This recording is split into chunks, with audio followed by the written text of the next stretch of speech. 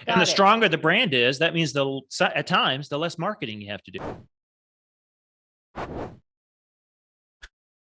Hey everyone, welcome to another episode of Win the Hour, Win the Day. And I am your host, Chris Ward. And today in the house, we have Robby Fowler.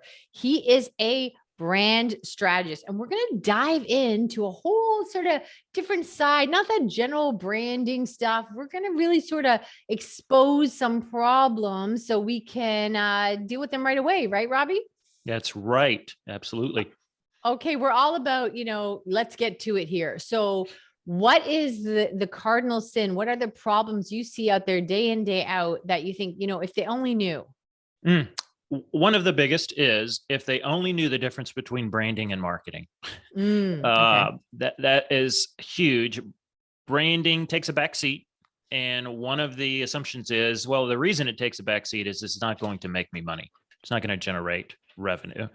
And the reality is it is responsible for tons of revenue if you know what it is and you know how to use it. So that's one of the biggest mistakes. And the second mistake that goes with that is assuming, oh, when you say brand, you mean, and about the only thing that comes to people's mind usually is like my logo, the way things look around, my business. That's my brand, correct? And unfortunately, there's way more to it than that. And there's way more power to it. And what I tell, clients that I work with is if branding can generate revenue, but you don't know how to use it, right? You're leaving money on the table. Mm-hmm. So if you'll go with me there, that wait, you mean a brand can generate revenue? And I can give you example after example of not marketing where the brand generates the revenue. Okay, give us an example. We like examples. An example would be the iPad that I have right here, right? One of those very expensive Apple iPads. It came out.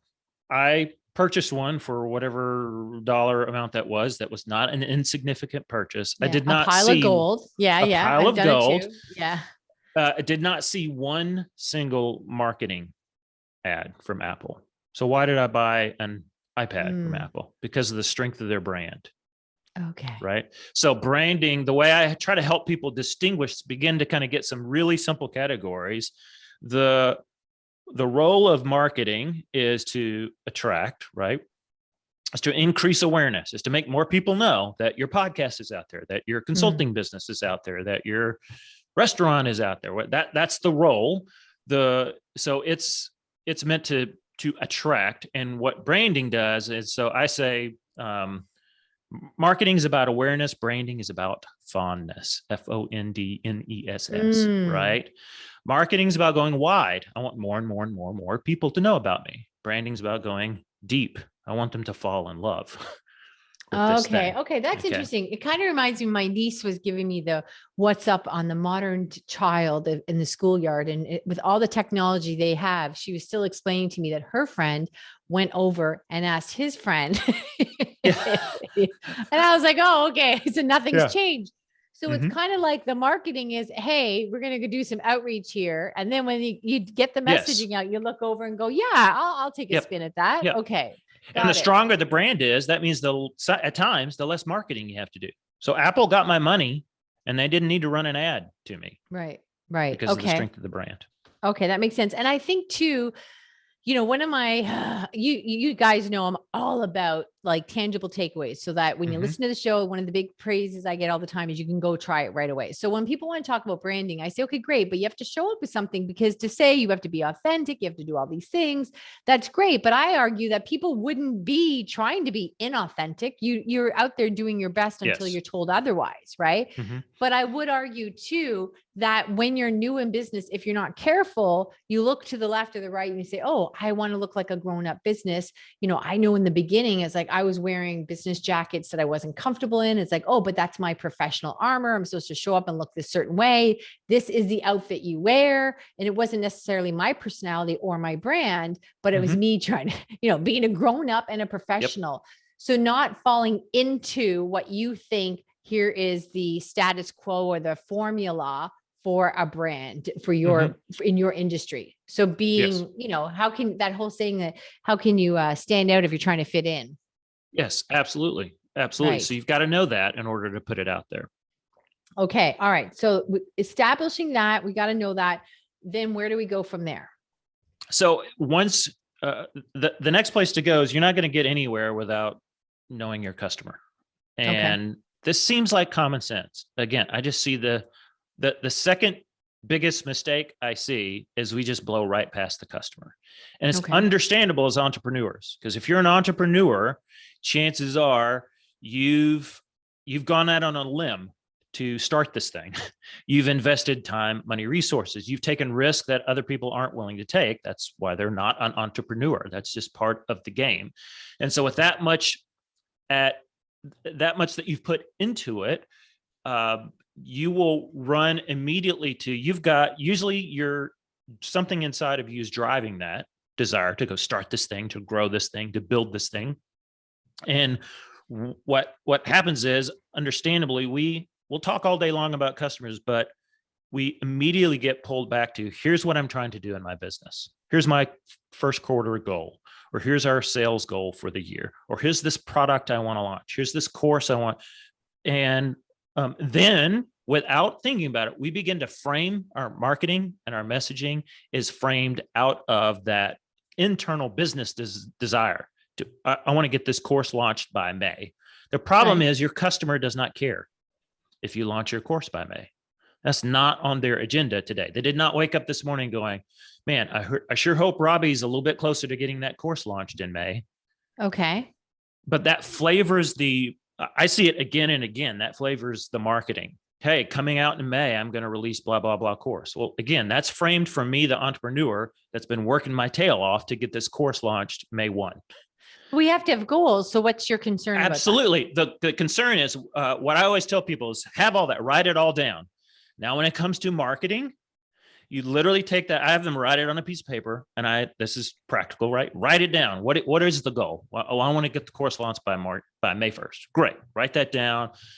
We'll unpack that a little more about why that's important and revenue and get them fired up. Great.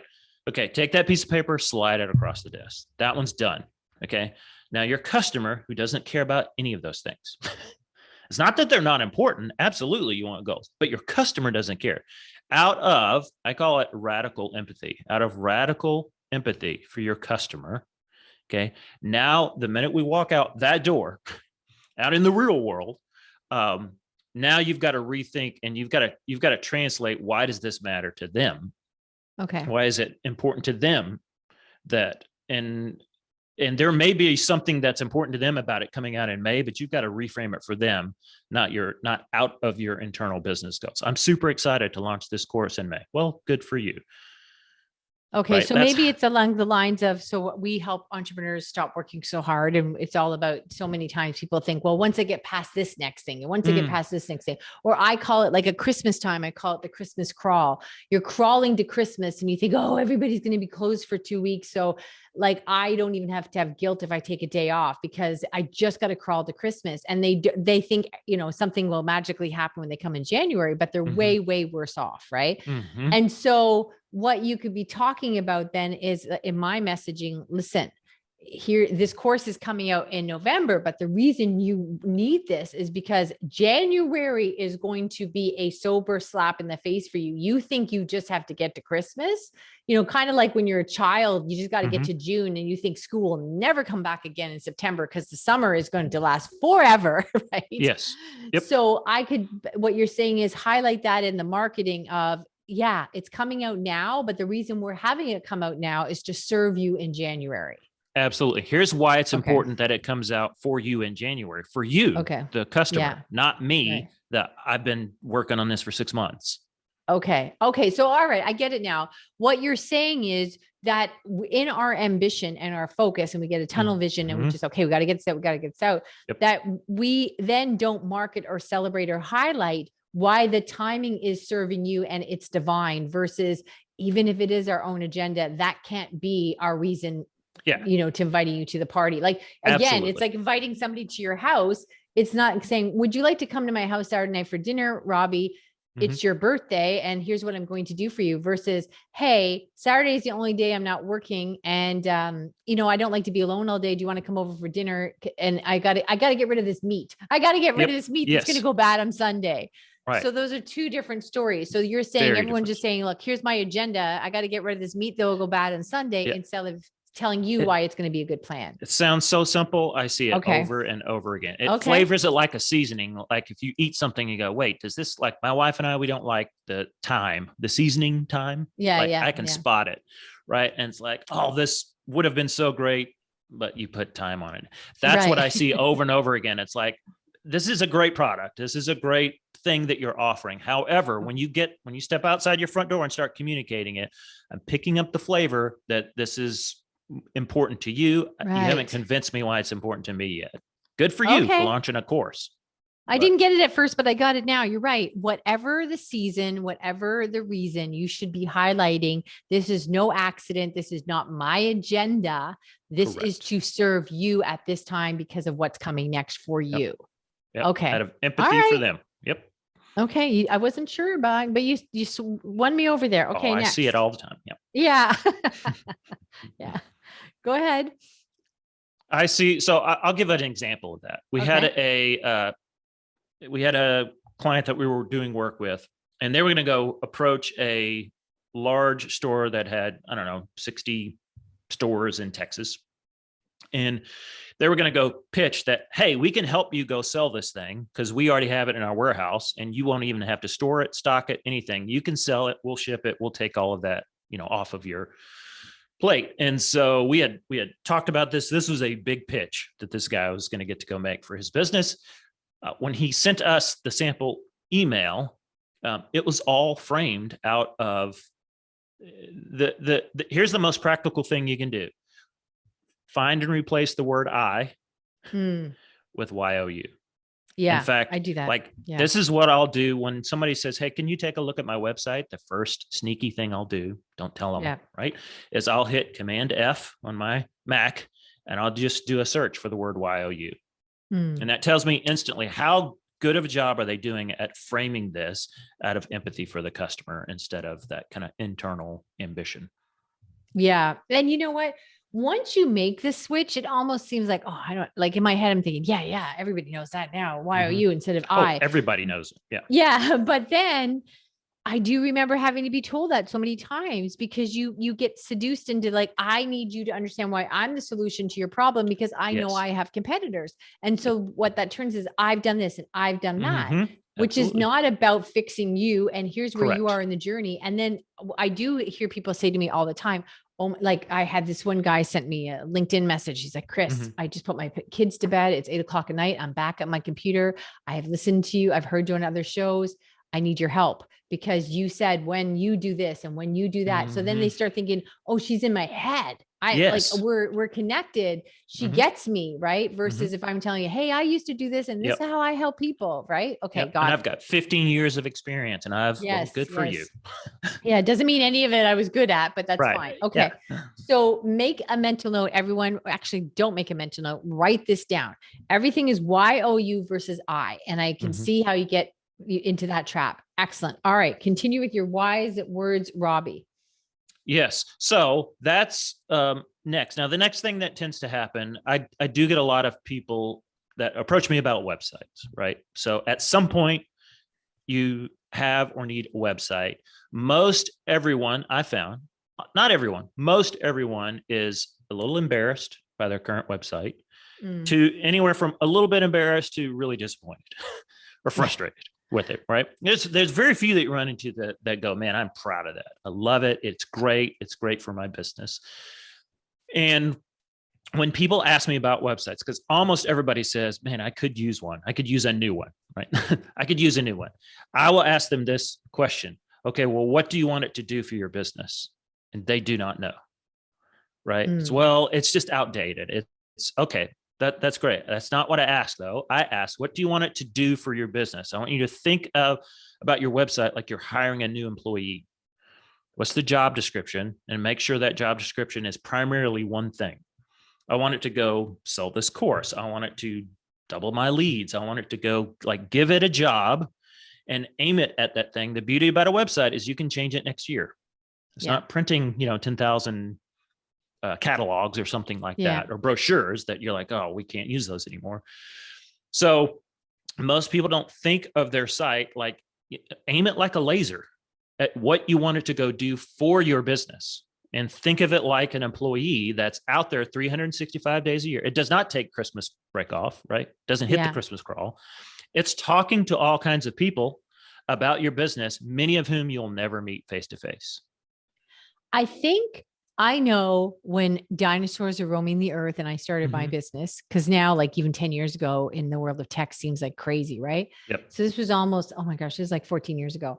And I know there was this false sense of you get your website up and it's almost like, you know, even being on TV, like now it's up, like let the gates open. Yes. Right. And even being on TV is no big thing anymore. I've had PR clients that like, yeah, you get somebody even on the Today Show. That's great. But they have to have all the infrastructure and systems so that they can leverage that appearance. Correct. Right.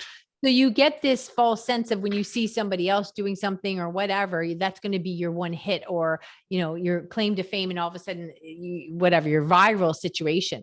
And so I think you're right, is everybody looks at that as maybe the bat signal in the sky when it's stopped looking at it like a really gorgeous brochure that's going to somehow swoon and sway people, but something that is a machine, a mechanical machine. Because I know it's a hard pill to swallow, but I've worked with all kinds of unbelievably financially successful people that have, you know, websites that back in the day, I would have been like, oh, mine looks nicer than theirs, but yes, they're making $5 million more a year than I am. Right. Yeah. So the shine of it can seduce you. Yes, absolutely. That's why you got to say, is the job I want for my website just to look great? Or do I want it to drive revenue? Okay. I want it to drive. Well, how are you doing that now? What's the primary way you want to do that? And you're going to aim your website at that, because people will get distracted by the shiny object of like social media and top of funnel marketing. And I always ask them, that's great. When that works, where do warm leads go? Yeah. Whatever you're out there doing, when that works, where they're going to go to your website will be at least a part of their decision about whether or not they're going to do business with you. So if what you're spending money on your marketing works and it is attracting people, they're going to wind up at your website. Make sure that you don't shoot yourself in the foot there and wait, because that's just a waste of money. Hey, I brought a bunch of people over to the house and the house is in shambles. Well, they're not going to come back. You had your one shot. Yeah. So I see people get that out of order all the time, because this is infatuation with just attracting leads and forgetting all those leads showed up at your house and you weren't ready for them. Yeah. You had a big dinner party and gave them the wrong night and you didn't have food for them, right? Yep. Okay. So we get to the website, and I think this may seem simple, but this is a mistake that people make for a lot of years when you're new at business, and it can be very painful. And even when you're more seasoned, you just get seduced in that, especially when you look at somebody else's, oh, like they're really successful. Look at their website. Well, the website is a result and is a brochure of their success. It wasn't the creator of the success. So when we get to the website, what are some of the mechanical things that we tend to mess up? Yeah. The mechanical thing, number one, that we tend to mess up is probably the most visible marketing piece that you have for your business that will be in front of, let's call them warm leads, right? Is the very top section of the homepage of your website, right? That will probably get more eyeballs from more actual potential customers or clients than literally anything else you have. So I want you to think of the full breadth of your marketing material. That thing, the top part of your website, we'll call that the hero, that very top section of the homepage, right? That's what's in your Instagram profile, your LinkedIn profile, all of these other places where you're out in the world. That's where they wind up. So guess what should be the best piece of marketing you have? It's the top of the homepage. It better tell me in 1 second, again, what problem you solve, what people you solve that problem for, right? So, hey, we take care of, making your grass green, but we do it for country clubs. Okay, well, I'm a homeowner, so not me. Right. So that was my problem. But so problem you solve, people you serve, the people you solve that problem for. And sometimes I need to know just enough about the process that you use. Like we do that. So we do green lawns, right? For busy homeowners using natural ingredients.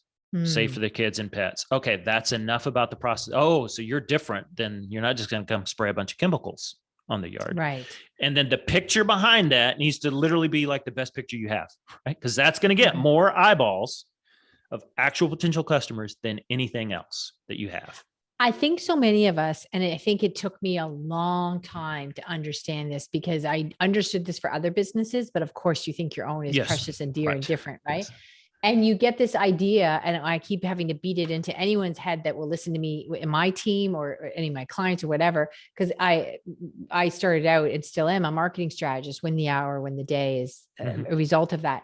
But what happens is you get this false sense. It's like a book, and people are going to read page 1 to page 20. Like, oh, well, this is the top of the page, this is the bottom. And then I address that on page 3. We don't want that to be out of order, because they're going to see that on page 1. We'll get them to page 3. No, they're not going to do this. Like, I know myself, you can make, like, people, you could look for cars or big, washer and dryer, and you're just flipping really quickly here, there, yonder, looking for information. You're not following the breadcrumbs in the order that they laid them out. No. So what I literally tell clients, so if you run a business, you have a website, sit down for a second, right? If you're listening to the podcast, sit down for a second, take a breath. Here's the harsh reality. And this one you got to be sitting down for. Unfortunately, everybody that visits your website is just as busy as you are today. Yeah. It's just not with your business. It's with their business. Yeah.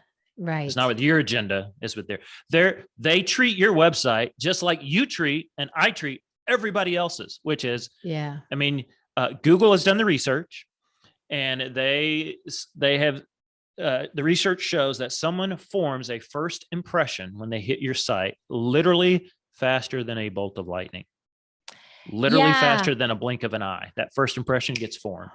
I think you gave us a sobering perspective, because we know that logically, yet I know that I don't have time for that. Oh, you hop on a website, it took too long I'm out. Right. But that you think, oh, but what I do is so important, because I've seen the lives I've changed. And so then you think you're going to get, because the people that, I know my clients, when they come here, they really need this information. They're going to stay longer. So I think that sobering example of they're just as busy, if not busier than you are, is very painful. And then I also think too, it's a really good reminder, because I always say a website really is just to confirm the information. Like if somebody said, oh, you know what, I've had very generous clients say, Chris Ward changed my life. Like I was working insane hours, evenings, weekends, instantly my life was changed. Then people just go to the website, whether they read anything or not. It's like, okay, I look polished, I look put together. They don't even read it. They're just like, this looks like it might match the recommendation I just got on her. Yes. So that goes in the branding category. And what happens, what I tell folks is, look, when that person hits Chris's site, right? So they got a fantastic recommendation. Like you said, it is very rare, even with a glowing recommendation, for someone to go from recommendation to show up on your front door with the checkbook or the credit card ready to, right? That website is a part of that decision. Okay. And it will either do one of these two things. It's going to build a bridge or burn a bridge. Right. That's it. Okay. It does not stay in neutral. Okay. That's why the top of that homepage better be the clearest, simplest statement about your business. It better be the best picture that shows me like the happy ending of doing business with you. And then the other thing, like you just mentioned, I'll remind folks, is like, this is first date material. And all you're trying to do on a good first date is do what? Get a second date. Yeah. That's it. See, so I know. I remember. I've been married 27 years. That on that first date with my wife, I knew instantly, like, I want a second date. We didn't talk about our politics, how many kids we want. Like, good Lord, right? Save that that happens in relationship. So most of the stuff that we're filling our websites with, they are important.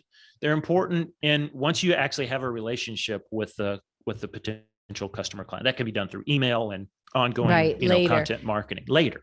It reminds me of a Seinfeld episode where Elaine was very much against abortion, and Jerry said to her, "What's the new just guy watched that like?" one last night. Yeah, right. And she said, "Well, I'm sure he's against it. Why do you assume it? Because he's cute, right? Because he's so good looking. Yeah, he's so good looking. He can't possibly have politics that disagree with me, and I don't want to know them right now." Here's the lipstick. Yeah, literally just watched that one.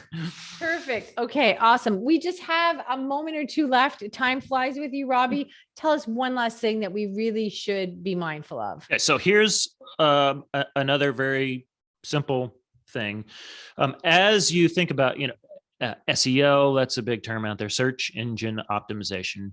Yeah. Unfortunately, there is just massive amounts of confusion out there. There's lots of people telling you that they do it. There's lots of designers and firms telling you, yes, for an extra fee, we'll include that on and that's usually not happening. So what can you do? Okay, here's one super simple, practical thing that you can do. On your website, make sure each page has one and only one H1 at the top. So H1, Okay. think of that, but you're back in English class, you're back in language class. If English was your first language, and your teacher's teaching you how to write an outline, Roman numeral 1, there's only one of those on the page. Okay. Okay. That will immediately get your hand slapped. Now, some of us, SEO is not a reality right now. In other words, we don't get enough traffic. We don't have enough information on our site. We're not updating it enough for us to really play in that game. However, at some point you might be ready to do that. So let's say you fast forward 3 years and now you're ready to write your first New York Times bestselling book. Okay. And we've done this before. We've done this with our mutual friend, Mike Kim. When Mike was ready to launch his book, he had 6, 7, 8 years of blogs written. And we stepped in to help with some SEO. That was a nightmare because of the untangling we had to do back there. So even if you're not ready to play in the game yet, you can set yourself up and your site up so that if and when you are ready to play, there's not this massive undoing. Okay, so I'm still lost. So the H1, what is it we should and shouldn't be doing with that? You should be one of those a page. One of those a page. And one of those is what? Is like our keywords one per page? No, so if you think about it, back to your homepage and hit the very top of your homepage. Yeah. And let's say, your landscape company and your tagline is, greener yards for busy homeowners with no poison, right? Okay. That's your tag. That's the big thing at the top. That's an H1. Those are just heading level 1. That's the biggest one there is. It works literally like an outline, right? A heading level 2 would go underneath that. That would be Roman numeral 1, A. Oh, would be an H2. Under A, if you remember in the outline, you'd write your, the little. Sadly, do you know what? I've been doing all kinds of stuff. And just recently we were working on something on our website. And I said to someone on my team, well, we have to change the H1s, but honest to God, and then he come back 2 seconds later. He's like, I did it, Chris. And I was thinking, I thought it was some big backdoor techie plug-in thing to Google. I didn't even understand. To this day, I didn't understand it. I was like, oh, he did that fast. I thought it was a whole gibberish SEO thing. What you'll find is your site, because you want it to look a certain way, you're like, ooh, and I want this heading to be big. And most like website builders or whatever, to get it big, like the one at the top, you make it an H1. So we're doing it for like the design appeal, like, ooh, yes, I want that headline to pop. The problem is Google is a bot, right? It's just a search. It's just crawling. And those headlines are like Roman numerals. It needs to follow the argument of the page. This page is about, Google wants to know that H1 tells it what it's about. If you've got 5 of those, you can't write a thesis on 5 things. You write a thesis on. Okay. That's where you're giving, that's a really good example. Once I understood it, the outline for your essay in grade 5, the brown bear is, and then don't talk about vegetation and make that a H1 because now we're going 2 different directions. Yep. Okay. That's how all those little headings should work. H1 is 1 per page. This is what the page about. H2 would be like the second level of an outline, right? Okay. H3 is a third level under a second level. It works exactly like that. I found some results. So I can show it took it. Oh, Siri's jumping in. Siri's just talking to me. She's all like, yeah, he got that right. Yeah. Okay. It took a team of professionals to finally make me understand that after all this time. I've nodded before, thought I understood and I didn't. Okay. Robby, thank you so much. Where can people find more of your brilliance? They can find more of my brilliance if it's there at my website, robbyf.com. That's ROBBY, not IE. ROBBY, F as in Frank, F as in Fowler.com. And I'd love to connect with you there if there's something I can help you do. And like you'll notice on there, I talk a lot about being a life-giving brand. I am not in favor of people, being successful and failing at life at the same time. Mm, I'm not a yeah, fan of that at all. No, that's not and I've seen success. it a lot. Income is That not is the not. determining factor. No. Yeah. You can be skinny and rich and fall over with a heart attack and live a very unhappy life. So yes. Absolutely. Yes. Awesome. All right, everyone else, we will see you in the next episode.